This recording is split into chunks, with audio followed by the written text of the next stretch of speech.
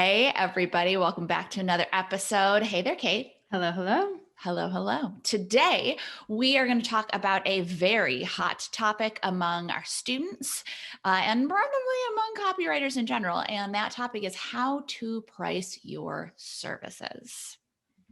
Are you excited, Kate? I'm so excited. So excited. So I hate excited. pricing my services just as much as the next person. So Exactly. That's probably a really good place to start is that if you're new to copywriting or if you're just getting started, just sticking in, you should know that there is no like exact science for pricing your services. There's no exact perfect formula. We can give you a formula, but there's no perfect formula that's going to work and every time it's going to be exactly right. And it's a little bit more of an art than it is, or at least there's as much art as there is science. And to that end, everybody hates pricing their services. Everybody. People who've been doing it as long as Kate and I have, people who've been doing it longer, and people who are just getting started with it. So if you are looking at pricing your services and you're like, oh, this is so tough, we feel you.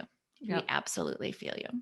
And it'll get slightly better, but it'll never get, that feeling will never completely go away of like, ugh, Exactly. why You're isn't never, there a calculator that can do it for me? yeah, exactly. There are, but they're really bad. They're really, really bad. Yes, exactly. Be careful about anything online that gives you a this is what everyone charges for this, or this is the hourly rate, or this is the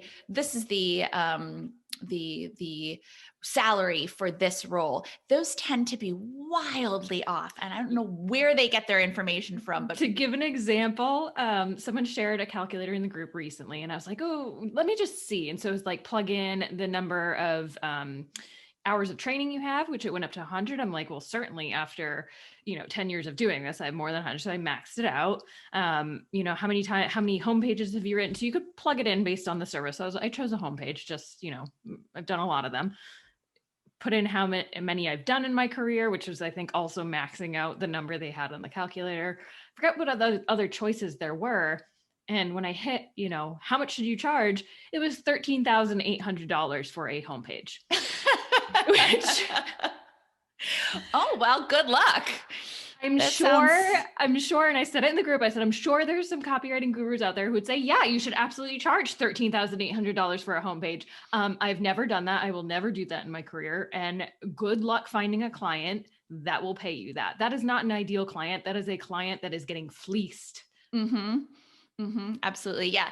I mean, and look, we get it. We understand why calculators are appealing because I wish they worked. Yes.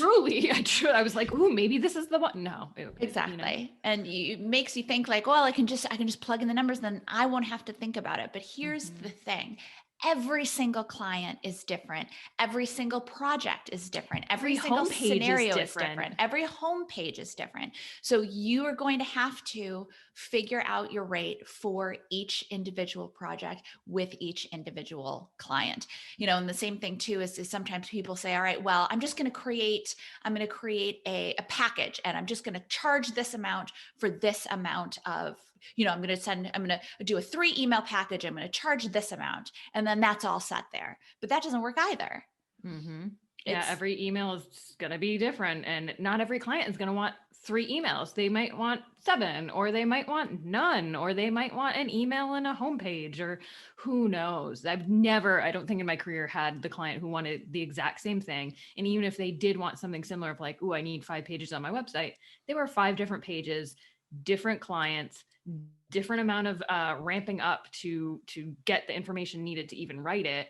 There are just so many variables. Mm-hmm, exactly. And part of what makes us valuable as professionals is that we go into each project fresh and build a solution for a client based on their individual needs and that individual project. So if we say this is the only thing we offer and this is the only price for it, then we're not being the partner that we should be for our clients and not offering them everything that they need in order to accomplish their goals.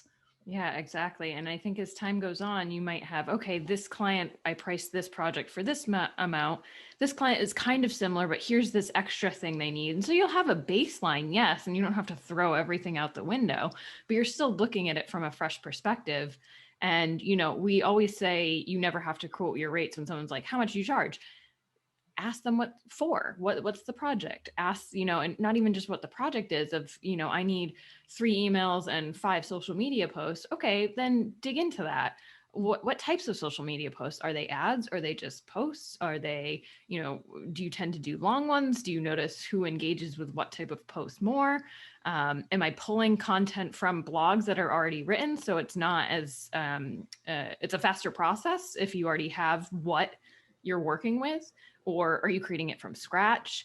There are lots of questions you want to dig into before you even start working on the pricing. Mm-hmm. Well, and bear in mind too that clients don't know what to ask. They're not professional copywriters.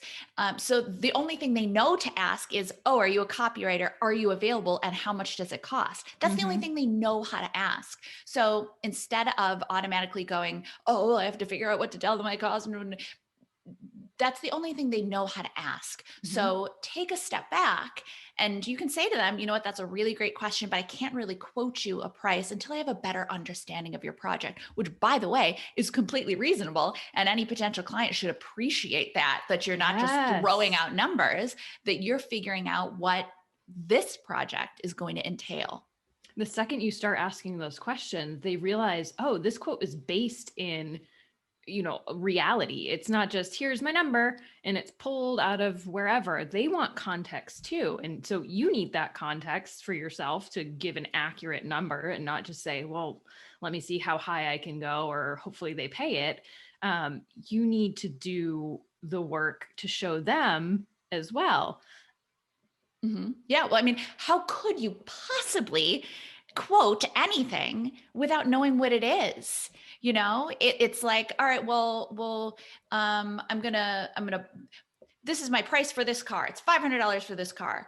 Well, if you don't know what the car is, if it's a beat up 50-year-old Chevy, $500 might be too much. If it's a brand new Beamer, then it's $500 is way too little. You can't, in that same way that you can't price out a car if you don't know what the car is, you can't price out a project if you don't know what the project is. And it can't just be like, it's a website rewrite. Because that can be vastly different from project to project. And some projects are literally, going in and kind of tweaking what they've got. And sometimes a rewrite, which suggests that you're just going to go in there and kind of tweak. Sometimes you go to that website and you're like, I can't use any of this stuff. And it's a rewrite because the website is already up there, but you're really starting from scratch. And obviously you're going to want to price those two things very differently. And it depends on the number of pages. It depends on how long those pages are going to be, or how copy intense those pages are going to be. So you really need to talk with a potential client and really get an understanding for it before you can give them any kind of number. And a client, once you explain that you need to really dig into the project first, no client is going to have a problem with that. And if they do, then walk away. You don't want to work with them. You do not want to work with them. If they might want to rewrite because they're like, oh, it's cheap and it's fine. But what they might need is a complete overhaul. And if they're not willing to see that, then they don't respect you as a copywriter. They're just looking for a solution that you frankly can't provide. I mean, you can, but you drive yourself crazy. I don't know how you go about rewriting bad copy. Yeah, you can't. There's no fix for bad copy unless you just start from fresh. Yeah, exactly. Fresh. Yeah, exactly. At which point that's not a rewrite. Thanks for watching. Make sure you don't miss any tips, tools, or tactics for copywriters by clicking subscribe right now. And of course, you can always find us over at filthyrичwriter.com. We'll see you next time.